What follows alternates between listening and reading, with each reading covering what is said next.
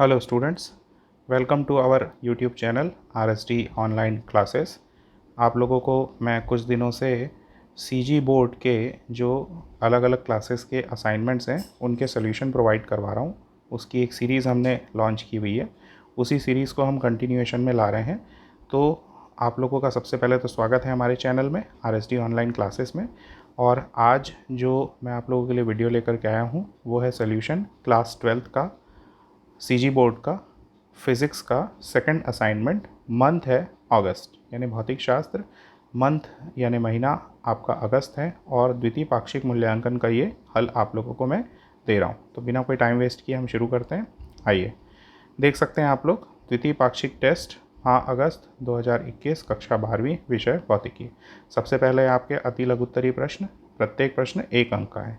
तो सबसे पहला प्रश्न हम देखते हैं, ओम का नियम लागू होने की अनिवार्यता क्या है। तो ओम के नियम के लागू होने की क्या क्या अनिवार्यताएं हैं। सबसे पहले ये अनिवार्यता है, चालक धातु का बना होना चाहिए और उसका ताप क्या होना चाहिए, नियत होना चाहिए। दूसरा, चालक में किसी प्रकार की कोई भी विकृति नहीं होनी चाहिए, यानी उसकी बनावट में कोई भी खराबी नहीं होनी चाहिए। प्रश्न क्रमांक 2, विद्युत धारा की परिभाषा और SI मात्रक लिखिए। तो विद्युत धारा की परिभाषा हम कैसे लिख सकते हैं, किसी चालक के परिच्छेद से इकाई समय में प्रवाहित होने वाले आवेशों की मात्रा विद्युत धारा कहलाती है। इसका SI मात्रक क्या है, एम्पियर। इसे हम A से दर्शाते हैं। अब चालक का परिच्छेद क्या होता है, ये इस प्रकार से, यदि हमारे पास कोई चालक तार है, बेलनाकार तार है, तो ये जो एरिया होता है, ये वाला वृत्ताकार जो क्षेत्र होता है, उसको हम बोल देते हैं चालक का परिच्छेद। इस परिच्छेद से इकाई समय में जितने आवेश प्रवाहित होते हैं उसी को हम क्या बोल देते हैं, विद्युत धारा कह देते हैं। विद्युत धारा का SI मात्रक क्या है, एम्पियर। इसको हम किससे दर्शा रहे हैं, A से। प्रश्न 3, किसी चालक में इलेक्ट्रॉनों के अनुगमन वेग की कोटि क्या होती है। तो किसी भी चालक में इलेक्ट्रॉनों के अनुगमन वेग की जो कोटि होती है वो कितनी होती है, 10 की घात -4 मीटर प्रति सेकंड। ठीक है। अगला क्वेश्चन हम देखते हैं, रो प्रतिरोधकता वाले तार की लंबाई 3 गुना कर दी जाए तो नई प्रतिरोधकता क्या होगी। तो आप लोगों को पता है कि प्रतिरोधकता या विशिष्ट प्रतिरोध जो होता है किसी भी चालक तार के लिए, वो लंबाई पर निर्भर नहीं करता। इसलिए लंबाई आप बढ़ा लीजिए या लंबाई कम कर लीजिए, उससे प्रतिरोधकता पर कोई भी प्रभाव नहीं पड़ेगा।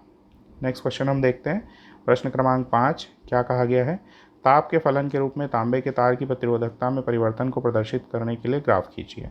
तो आप लोगों को पता है कि ताप बढ़ाने से जो धातु चालक है, तांबा कैसा चालक है, एक धातु चालक है, इसके धातु चालक के पदार्थ का जो विशिष्ट प्रतिरोध या प्रतिरोधकता जो होती है वो क्या हो जाती है, बढ़ जाती है। तो तांबे के तार के लिए भी जो प्रतिरोधकता और ताप के मध्य जो ग्राफ होगा वो कुछ इसी प्रकार का होगा। देख सकते हैं आप लोग ग्राफ में, एक्स अक्ष में आपको क्या दिखाई दे रहा है, ताप दिखाई दे रहा है, और वाई अक्ष में आपको क्या दिखाई दे रहा है, प्रतिरोधकता या रो प्रतिरोधकता, जिसको हमने रो से रिप्रेजेंट किया है। तो शुरू में यहाँ पर जो ताप के साथ साथ प्रतिरोधकता कॉन्स्टेंटली बढ़ रही है, फिर धीरे धीरे एक टाइम पर आकर के इसमें सडन शूट होता है। सडन शूट यानी कि अचानक से इसमें तेजी आती है। तो इस प्रकार से हमको एक यहाँ पर ग्राफ प्राप्त होता है, किसका, ताप के फलन के रूप में प्रतिरोधकता का ग्राफ। किसके लिए, तांबा जो हमारा धातु चालक है उसके लिए। ठीक है। नेक्स्ट क्वेश्चन में हम आ जाते हैं। नेक्स्ट क्वेश्चन आपका क्या है, प्रश्न नंबर 6। प्रश्न नंबर 6 क्या है, उस द्रव का नाम बताइए जो विद्युत का अच्छा चालक है किंतु विद्युत धारा प्रवाहित करने पर उसका अपघटन नहीं होता। आप लोगों को पता है कि विद्युत का अच्छा चालक कौन हो सकता है, कोई भी धातु। तो धातु जो हमें द्रव के रूप में प्राप्त होती है वो धातु कौन सी है, पारा। और पारा विद्युत का अच्छा सुचालक तो होता है, लेकिन उसमें जब भी हम धारा प्रवाहित करते हैं तो उसका किसी भी प्रकार का वैद्युत अपघटन नहीं होता। प्रश्न क्रमांक 7 आप देख सकते हैं, क्या है प्रश्न क्रमांक 7, मीटर सेतु की सुग्राहिता कब सर्वाधिक होती है। तो मीटर सेतु आप लोगों ने पढ़ा होगा, मीटर सेतु में एक धारामापी जुड़ा हुआ होता है। धारामापी संतुलन की अवस्था में कब होती है, जब उसमें विक्षेप क्या दिखाए, शून्य दिखाए। यानी धारामापी में, मीटर सेतु से जुड़े हुए धारामापी में जब भी विक्षेप शून्य होगा तो वो संतुलन की अवस्था में होगा। उसी अवस्था में मीटर सेतु की सुग्राहिता क्या होगी, सर्वाधिक होगी। थर्मिस्टर किसे कहते हैं, ये अगला सवाल है हमारा। तो थर्मिस्टर क्या है, अर्धचालकों से बना ऐसा प्रतिरोधक है जिसका ताप बढ़ाने पर प्रतिरोध तेजी से घटता है। ठीक है। सामान्य रूप से क्या होता है कि ताप बढ़ाने पर प्रतिरोध भी बढ़ता है, लेकिन ये अर्धचालकों से बना हुआ होता है और ऐसा प्रतिरोधक होता है जिसका ताप बढ़ाने पर प्रतिरोध तेजी से घटता है। ठीक है। अब हम अगले सेक्शन में आ जाते हैं, लघुत्तरी प्रश्नों में। प्रत्येक प्रश्न 2 अंक का है। पहला क्वेश्चन क्या बोलता है, प्रश्न क्रमांक 9, प्रतिरोध और प्रतिरोधकता में 2 अंतर लिखिए। तो प्रतिरोध और प्रतिरोधकता में क्या अंतर है? पहला अंतर देख सकते हैं आप, किसी चालक द्वारा विद्युत धारा के प्रवाह में उत्पन्न किए गए अवरोध को हम क्या बोलते हैं? प्रतिरोध। ये उसकी परिभाषा है। प्रतिरोधकता की क्या परिभाषा है? एकांक लंबाई व एकांक अनुप्रस्थ क्षेत्रफल वाले चालक के प्रतिरोध को उस चालक की प्रतिरोधकता कहते हैं। तो ये पहला अंतर हुआ दोनों में। दूसरा अंतर क्या कहता है? दूसरा अंतर कहता है कि प्रतिरोध का मात्रक ओम है, जबकि प्रतिरोधकता का मात्रक क्या है? ओम मीटर है। तो ये 2 अंतर आप लिख सकते हैं प्रतिरोध और प्रतिरोधकता में। प्रश्न क्रमांक 10 आप देख सकते हैं, क्या दिया हुआ है? विभवमापी में विक्षेप एक ही ओर प्राप्त होने के 2 संभावित कारण लिखिए। तो विभवमापी में ऐसा कब होता है कि विक्षेप एक ही ओर प्राप्त होता है? तो उसके क्या क्या कारण हो सकते हैं, देख सकते हैं आप। उत्तर क्रमांक 10, पहला कारण क्या हो सकता है? परिपथ में जुड़े समस्त सेलों के धन सिरों को सदैव एक ही सिरे से जुड़ा होना चाहिए। यानी अगर विभवमापी में विक्षेप एक ही तरफ प्राप्त हो रहा है तो उसके क्या क्या कारण हो सकते हैं कि पहला कारण ये हो सकता है कि जो परिपथ में जुड़े समस्त सेल हैं उनके धन सिरे एक ही सिरे से जुड़े होने चाहिए। अगर ऐसा नहीं है तो प्रॉब्लम हो सकती है। दूसरा आपका क्या कारण हो सकता है? मुख्य परिपथ में जुड़े संचायक सेल के विद्युत वाहक बल को द्वितीय परिपथ में जुड़े सेल के विद्युत वाहक बल से अधिक होना चाहिए। इन दोनों ही कंडीशनों को, ये दोनों ही कारण बनते हैं किस चीज़ के लिए? विभवमापी में विक्षेप एक ही ओर प्राप्त होने के लिए। ठीक है। प्रश्न क्रमांक 11 आप देख सकते हैं, मैग्नीन को प्रामाणिक प्रतिरोध के रूप में प्रयुक्त किया जाता है, इस हेतु इसके 2 अभिलक्षण लिखिए। तो क्या क्या अभिलक्षण है जिसकी वजह से इसको प्रामाणिक प्रतिरोध के रूप में यूज़ किया जाता है मैग्नीन को? तो पहला आप देख सकते हैं, मैग्नीन का विशिष्ट प्रतिरोध बहुत अधिक होता है। ठीक है। दूसरा, मैग्नीन का प्रतिरोध ताप गुणांक जो होता है वो क्या होता है? कम होता है। ठीक है। आगे आ जाते हैं हम लघुत्तरी प्रश्न में। लघुत्तरी प्रश्न जो है वो प्रत्येक 3 नंबर का है। तो पहला प्रश्न क्या दिया हुआ है? किसी कार की संचायक बैटरी का विद्युत वाहक बल 12 वोल्ट है। यदि बैटरी का आंतरिक प्रतिरोध 0.4 ओम हो तो बैटरी से ली जाने वाली अधिकतम धारा का मान ज्ञात करिए। तो आपको पता है कि जब भी हम अधिकतम धारा के केस में आते हैं तो अधिकतम धारा के लिए हमको क्या करना पड़ता है? जो कैपिटल आर की वैल्यू है उसको हमको क्या करना पड़ता है? 0 करना पड़ता है। यानी परिपथ को आपको लघुपतित करना पड़ता है, शॉर्ट सर्किट करना पड़ता है हमको। तो उसी के बेसिस पर हम क्वेश्चन को सॉल्व करेंगे। देख सकते हैं आप, क्वेश्चन में गिवन क्या है? E = 12 वोल्ट, स्मॉल r = 0.4 ओम। अधिकतम धारा की स्थिति में r = 0 लघुपतित करने पर तो I मैक्सिमम हमको मिलेगा, अधिकतम धारा मिलेगी E/R ohm, that is equal to 12/0.4 equal to 30 ampere. ठीक है। तो यहाँ पर आप देख सकते हैं कि 30 एम्पियर आपको करंट मैक्सिमम मिलेगी इस कंडीशन में। ठीक है। प्रश्न क्रमांक 13 हम देख लेते हैं। प्रश्न क्रमांक 13 क्या कहता है? विद्युत धारा और अनुगमन वेग में संबंध स्थापित करिए। तो विद्युत धारा और अनुगमन वेग में संबंध स्थापित करने के लिए सबसे पहले हमने क्या बना लिया है? एक यहाँ पर डायग्राम बना लिया। डायग्राम को समझ लेते हैं। डायग्राम का डिस्क्रिप्शन आपको नीचे दिया हुआ है, देख लीजिए। डायग्राम में क्या कहा गया है? चित्रानुसार एक चालक PQ है। देख सकते हैं आप PQ कहाँ पर है, जिसकी लंबाई कितनी है? L। तो PQ एक चालक देख लीजिए, ये आपका P है और ये यहाँ पर Q है। ठीक है। इसकी चालक की लंबाई कितनी है? यहाँ से यहाँ तक की इसकी लंबाई है L। ठीक है। आगे देख सकते हैं अनुप्रस्थ काट का क्षेत्रफल। ये जो यहाँ पर हमको वृत्ताकार आकृति दिख रही है, यही इसका अनुप्रस्थ काट होगा। तो अनुप्रस्थ काट का क्षेत्रफल कितना है? A है। ठीक है। अब आगे देख सकते हैं, तो चालक का आयतन क्या हो जाएगा? ये हो जाएगा क्षेत्रफल गुणित लंबाई। तो ये निकल जाएगा A × L। ठीक है। आगे बढ़ते हैं। यदि चालक के एकांक आयतन में मुक्त इलेक्ट्रॉनों की संख्या n हो तो संपूर्ण चालक में इलेक्ट्रॉनों की संख्या कितनी हो जाएगी? पूरे आयतन से हम उसको गुणा कर देंगे तो ALN, यानी प्रति एकांक आयतन में जो इलेक्ट्रॉनों की संख्या है वो कितनी है? n है। तो कुल आयतन कितना है? AL। तो पूरे आयतन में से गुजरने वाले इलेक्ट्रॉनों की संख्या कितनी हो जाएगी? ALN। यदि प्रत्येक इलेक्ट्रॉन पर अगर आवेश E है तो चालक पर कुल आवेश कितना निकल जाएगा? चालक के कुल आयतन में जितने आवेश उपस्थित हैं उन सभी को गुणा कर देंगे हम किससे? इलेक्ट्रॉन पर उपस्थित एक आवेश से। तो कुल आवेश निकल जाएगा Q = कितना? Q = हमको मिल गया ALNE। ये आपका हो गया समीकरण नंबर 1।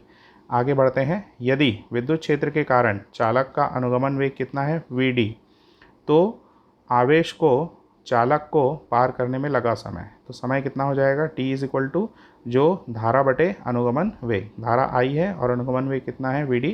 ये आपका हो गया समीकरण नंबर 2। आगे हम बढ़ जाते हैं।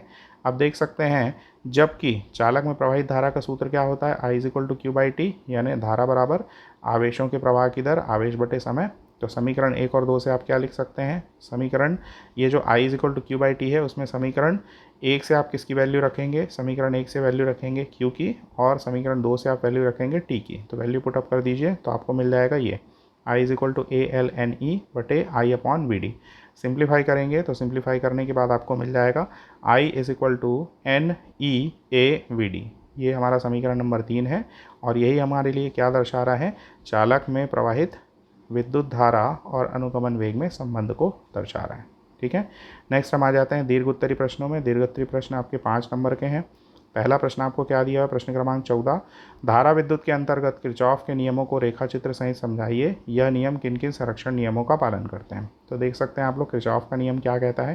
किरचॉफ के 2 नियम हैं। पहला नियम कहलाता है संधि का नियम और दूसरा नियम आपका क्या कहलाता है, लूप का नियम। ठीक है, या जाल का नियम। ठीक है, तो पहले नियम को हम देखते हैं। पहले नियम में क्या लिखा हुआ है, किसी विद्युत परिपथ की किसी संधि पर प्रवेश करने वाली विद्युत धाराओं का योग संधि से निकलने वाली विद्युत धाराओं के योग के बराबर होता है। यानी हम किसी परिपथ में किसी संधि का अगर हम एनालिसिस करते हैं, विश्लेषण करते हैं, तो उस पर जो आने वाली जो धाराएं हैं, प्रवेश करने वाली जो धाराएं हैं, उनको हम एक साथ लेंगे और उस संधि से जो बाहर निकलने वाली विद्युत धाराएं हैं उनको हम एक साथ लेंगे और दोनों का जब योग निकालेंगे तो वो योग क्या होगा, बराबर होगा। ठीक है, तो संधि के ओर आने वाली विद्युत धाराओं को आपको कैसे लेना है, धनात्मक, और संधि से दूर जाने वाली विद्युत धाराओं को आपको कैसा लेना है, ऋणात्मक।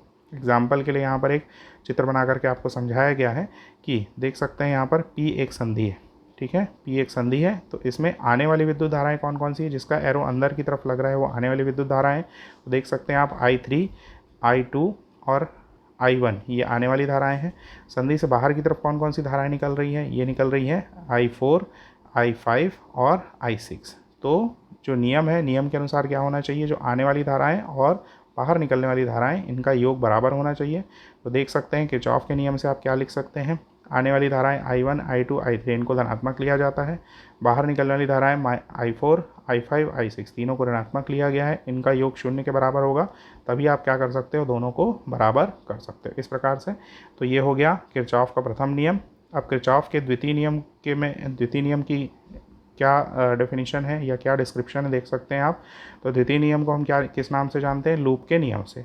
तो द्वितीय नियम बहुत ही इंपॉर्टेंट है। आपके जितने भी क्वेश्चंस आते हैं किरचॉफ नियम के बेस्ड जो क्वेश्चन है वो इसी से सॉल्व होते हैं, तो इसको आपको समझना बहुत ही ज़रूरी है। देख सकते हैं किरचॉफ का द्वितीय नियम क्या बोलता है, किसी विद्युत परिपथ के किसी बंद पाश या जाल के विभिन्न भागों में प्रवाहित होने वाली विद्युत धाराओं एवं संगत प्रतिरोधों के गुणनफल का बीजगणितीय योग उस पाश में उपस्थित कुल विद्युत वाहक बल के बीजगणितीय योग के बराबर होता है। यानी आप इसको गणितीय रूप में कैसे लिख सकते हैं, समेशन यानी योग धारा गुणित जो प्रतिरोध है। यानी इसमें क्या बोला है, प्रवाहित होने वाली विद्युत धारा और संगत जो प्रतिरोध है इनका गुणनफल यानी I × R। ठीक है, और ये किसके बराबर होना चाहिए, जो उस पाश में उपस्थित कुल विद्युत वाहक बल। तो कुल विद्युत वाहक बल किससे दर्शित होता है, E से। कुल निकालने के लिए इसका हम समेशन लगाएंगे और इसका भी हम समेशन लिखेंगे। तो समेशन IR = समेशन E। ये गणितीय रूप में आप लूप के नियम को लिख सकते हैं। अब इसको समझाने के लिए कि यहाँ पर आपको परिपथ का चित्र दिया हुआ है, देख सकते हैं आप आपका कौन कौन सा पूरा जो परिपथ है वो कितने भागों में बटा हुआ है, 2 भागों में बटा हुआ है। पहला भाग है आपका ABCDA और दूसरा भाग है आपका DCFED। ठीक है, और इसमें E1, E2 ये 2 विद्युत वाहक बल के स्रोत हैं, R1, R2, R3 आपके 3 प्रतिरोध हैं, I1 और I2 धाराओं को प्रदर्शित कर रहे हैं। एरो से हमने इसके निशान को, मतलब इसके प्रवाहित होने की दिशा को दिखाया है। ठीक है, तो कैसे आप देख सकते हैं इसको, माना उपरोक्त परिपथ E1 और E2 में विद्युत वाहक बल के 2 सेल हैं। ठीक है, और बंद लूप कौन कौन से हैं, ABCDA। देख सकते हैं आप, पहला कौन सा वाला है, पहला है आपका ABCD और A। ठीक है, ये पहला लूप हो गया। दूसरा लूप आपका कौन सा है, CDEFC। ठीक है, तो देख लीजिए CDEFC कहाँ पर है, ये CDEFC। ठीक है, इस प्रकार से 2 लूप बन गए। तो दोनों लूपों के लिए आप देख सकते हो, पहले लूप के लिए आप क्या लिखोगे, I1 R1 minus I2 R2 = E1 - E2। ठीक है, तो I1 R1 मतलब जो धारा प्रवाहित हो रही है और उसके संगत प्रतिरोध R1, और जो दूसरी जो धारा प्रवाहित हो रही है I2 उसका संगत प्रतिरोध कितना है, R2। ठीक है, चिन्ह किस पर लिया गया है, चिन्ह जो ऋणात्मक चिन्ह लिया गया है वो धारा के प्रवाहित होने की दिशा और विपरीत दिशा के आधार पर लिया गया है, और इक्वल टू क्या मिल जाएगा आपको, E1 - E2। ये आपका समीकरण नंबर 1 हो गया।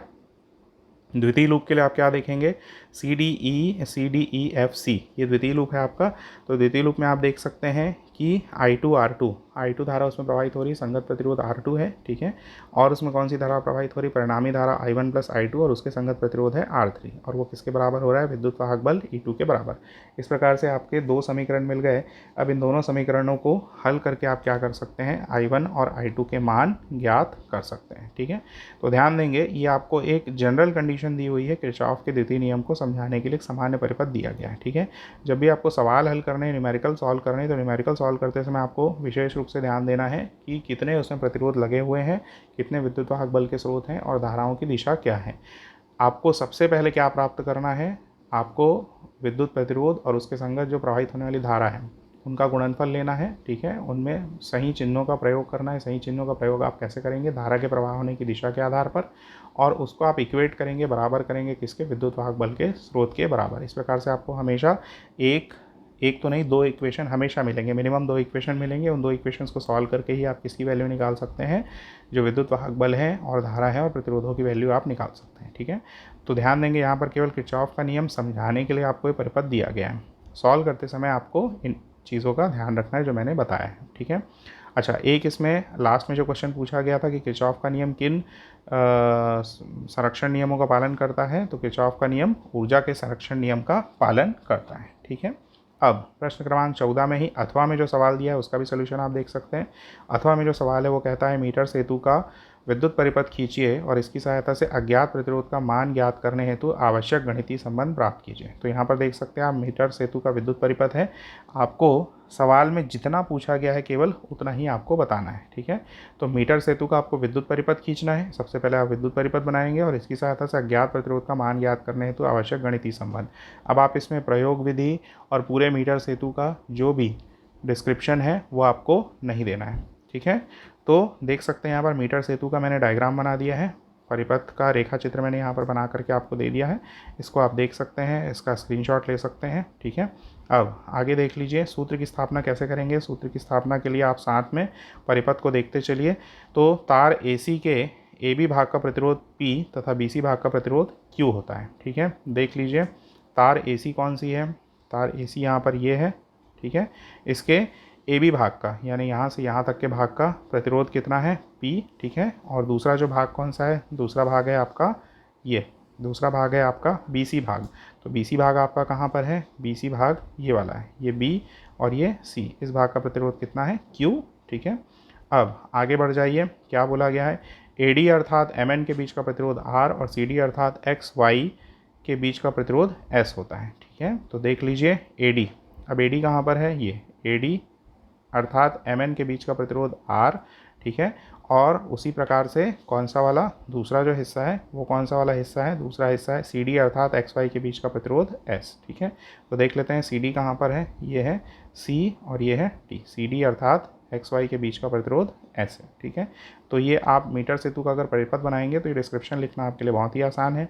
अब क्या दिया हुआ है, AC के बीच सेल E तथा BD के बीच धारामापी G संयोजित है। देख लीजिए AC कहाँ पर है, AC के बीच सेल E कहाँ पर है, AC ये A है आपका और ये इधर, ये फिर से देख लीजिए, ये यहाँ पर है आपका A और यहाँ पर C है। तो AC के बीच सेल E और BD के बीच में यहाँ पर धारामापी G, ये देख सकते हैं B और ये D, ठीक है। तो ये हो गया आपका विद्युत परिपथ का डिस्क्रिप्शन, यानी जो बना है विद्युत परिपथ उसका डिटेल आपने बता दिया। अब आपको क्या करना है, सूत्र की स्थापना के लिए मानना है, माना सिरे A से संतुलन बिंदु की दूरी कितनी है, संतुलन बिंदु कहाँ पर आपको प्राप्त हो रहा है, संतुलन बिंदु B पर प्राप्त हो रहा है। तो संतुलन बिंदु B तक की दूरी कितनी है, AB = L सेंटीमीटर। ये देख सकते हैं, यहाँ A से लेकर के यहाँ B तक का इतने के बीच की दूरी, B पर संतुलन बिंदु प्राप्त हो रहा है तो यहाँ तक के बीच की दूरी कितनी है, L है आपकी, ठीक है। आगे बढ़ जाइए, अब क्या बोला गया है, तो BC बराबर कितना हो जाएगा, 100 - L।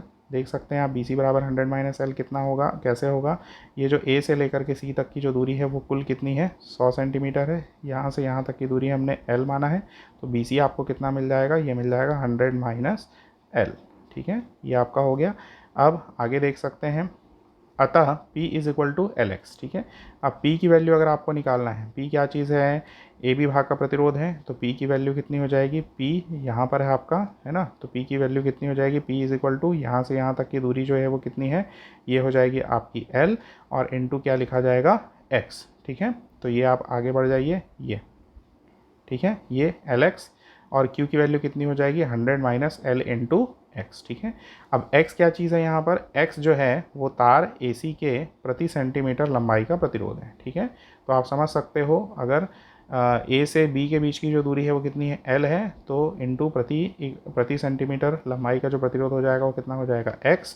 इसी प्रकार से जो B से C के बीच की दूरी है, B से C के बीच की दूरी कितनी है, 100 माइनस L, तो 100 माइनस एल का कितना हो जाएगा, x गुणित 100 माइनस एल बराबर वो आपको मिल जाएगा Q प्रतिरोध के बराबर। ठीक है, अब आपको पता है कि मीटर सेतु जो होता है वो किस सिद्धांत पर आधारित होता है, व्हीटस्टोन सेतु के सिद्धांत पर। तो व्हीटस्टोन सेतु का सिद्धांत क्या बोलता है, P बटे Q बराबर R बटे S।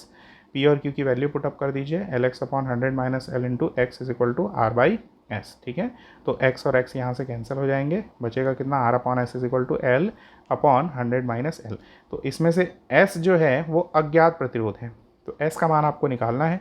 तो s का मान निकालने के लिए बाकी राशियों को दूसरी तरफ पक्षांतरित कर दीजिए, तो ये मिल जाएगा हमको r into 100 minus L upon L. अब यहाँ पर आप क्या कर सकते हो, अगर आपको r की वैल्यू पता है और l की वैल्यू पता है, तो आप उपयुक्त सूत्र की सहायता से किसकी गणना कर सकते हैं, s की गणना कर सकते हैं। ठीक है, तो ये हुआ हमारा सवाल नंबर 14। सवाल नंबर 15 हम देख लेते हैं, ये हमारा आखिरी सवाल है। विभव मापी द्वारा दो सेलों के विद्युत वाहक बलों की तुलना करने के प्रयोग हेतु आवश्यक विद्युत परिपथ एवं सूत्र की स्थापना करिए।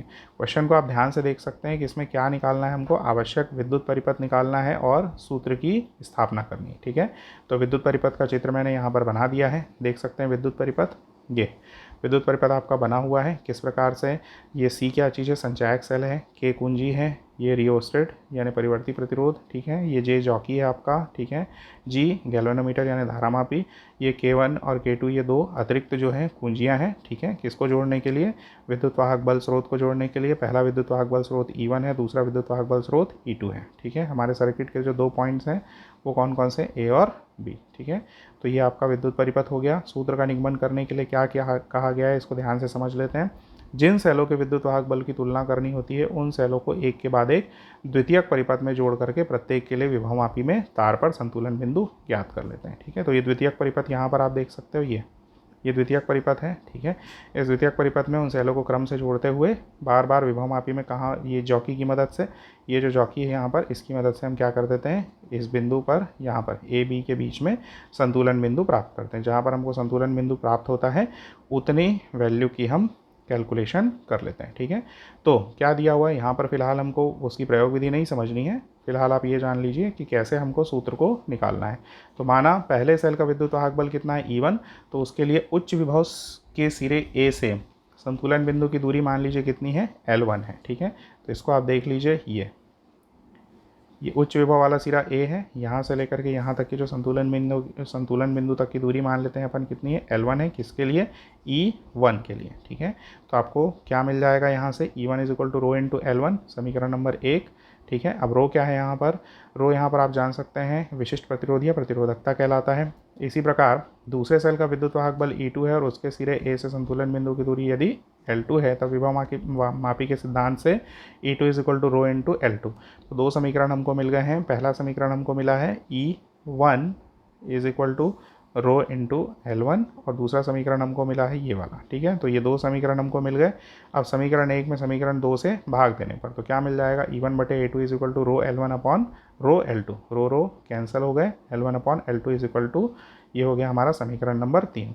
तो अगर हमको L1 और L2 की वैल्यू पता है तो E1 E2 का मान आप ज्ञात कर सकते हो। तो L1 L2 बेसिकली है क्या चीज़, जिन सेलों के विद्युत वाहक बल की हमको गणना करनी है उनको बारी बारी से हम द्वितीयक परिपथ में लगाते हैं और जॉकी से हम संतुलन की स्थिति प्राप्त करते हैं। तो जो उच्च विभव वाला सिरा होता है A, वहाँ से लेकर के हमको संतुलन बिंदु की जो दूरी प्राप्त होती है उसी को हम बोलते हैं, पहले वाले सेल के लिए, पहले वाले विद्युत वाहक बल स्रोत के लिए वो L1 प्राप्त होती है और दूसरे वाले जो विद्युत वाहक बल के स्रोत के लिए वो L2 प्राप्त होती है। तो यही दो दूरियां यदि आप ज्ञात कर लेते हैं तो आपको दोनों का जो विद्युत वाहक बल का अनुपात है वो मिल सकता है। ठीक है, अब अथवा में जो सवाल दिया प्रश्न क्रमांक 15 वो क्या कहता है, विभवमापी द्वारा किसी सेल के आंतरिक प्रतिरोध को ज्ञात करने के प्रयोग का वर्णन निम्न शीर्षकों में कीजिए। क्या क्या, विद्युत परिपथ का नामांकित रेखाचित्र और सूत्र की स्थापना। ध्यान दीजिए, आपको क्वेश्चन में जितना पूछा गया है उसी का आंसर आपको करना है। अगर आपको पता भी है प्रयोग विधि और जो पूरे परिपथ का डिस्क्रिप्शन, तो भी आपको उतना लिखना नहीं है, क्योंकि नंबर केवल इन्हीं दो हेडिंग्स के अंडर ही मिलेगा। कौन कौन सा, विद्युत परिपथ का नामांकित रेखाचित्र और सूत्र की स्थापना। तो देख सकते हैं विद्युत परिपथ आपको दिया हुआ है। किस चीज़ का विद्युत परिपथ है ये, विभवमापी द्वारा सेल का आंतरिक प्रतिरोध ज्ञात करने के प्रयोग का विद्युत परिपथ। तो कौन कौन सी चीज़ें हैं, मिलता जुलता है, देख सकते हो आप। ए और बी दो अलग अलग विभव वाले हमारे बिंदु हैं, ए उच्च विभव वाला और बी क्या चीज़ है, निम्न विभव वाला बिंदु है। ये ए बी, ये हमारा तार है जिस पर हम जॉकी की मदद से संतुलन बिंदु प्राप्त करते हैं। सी संचायक सेल है, आर एच परिवर्ती प्रतिरोध है, और के क्या चीज़ है, कुंजी है, ठीक है। और यहाँ पर जी गैल्वेनोमीटर है, और ई जिसका हमको विद्युत वाहक बल मतलब जिसका आंतरिक प्रतिरोध ज्ञात करना है, वो वाला हमारा सेल है, ठीक है। तो ये हमारा हो गया परिपथ। अब कैसे करते हैं सूत्र की स्थापना, देख लीजिए क्या बोला है। सेम मिलता जुलता है, जैसे आपने दो सेलों के विद्युत वाहक बल की तुलना की है, उसके लिए आप जिस सेल के विद्युत वाहक बल की तुलना करनी होती थी उसको आप द्वितीयक परिपथ में जोड़ते थे। तो वैसे ही यहाँ पर भी आप क्या करोगे, जिस सेल के आंतरिक प्रतिरोध की गणना आपको करनी है उसको आप क्या करोगे, द्वितीयक परिपथ में जोड़ोगे, ठीक है। तो आपने मान लिया है कि विद्युत वाहक बल कितना है ई, और उसका आंतरिक प्रतिरोध कितना है, स्मॉल आर। अब सेल के साथ यदि कैपिटल आर, अब एक आपने संचायक सेल उसमें जोड़ा हुआ है ना, और क्या दिया हुआ है, आर प्रतिरोध जोड़ने पर सेल के साथ आपने क्या जोड़ा हुआ है, एक आर प्रतिरोध भी जोड़ा हुआ है। तो उसके सिरों के बीच विभवांतर कितना उत्पन्न हो रहा है, वी, और विभवांतर उत्पन्न होगा तो जाहिर सी बात है धारा भी प्रवाहित होगी। तो आप क्या कर सकते हैं, ई इज इक्वल टू विद्युत वाहक बल किसके बराबर हो जाएगा, आई इंटू आर प्लस आर, ठीक है। आई प्रवाहित होने वाली धारा है, आर प्लस आर क्या है, स्मॉल आर जो है विद्युत वाहक बल का जो स्रोत है उसका आंतरिक प्रतिरोध है, और आर जो अतिरिक्त प्रतिरोध आपने सर्किट में परिपथ में जुड़ा हुआ है। और V is equal to I R होता है ओम के नियम से, आपको पता है, ठीक है। यहाँ से I की वैल्यू निकाल लीजिए, E upon R plus R, ठीक है। जो भी वैल्यूज़ आपको सब्सिट्यूट करना है, यहाँ से आप देख सकते हैं I की वैल्यू कितनी मिल गई, E upon R plus R, और यहाँ से कितनी मिल गई, I is equal to V upon R. ये दोनों साइमल्टेनियसली चल रहे हैं, साथ में चल रहे हैं इक्वेशंस, देख सकते हैं। अब दोनों ही I की वैल्यू है, इसलिए दोनों को आप इक्वेट कर सकते हो, बराबर कर सकते हो। तो E upon R plus R is equal to V upon R, cross multiplication करिए, सिंप्लीफाई करिए।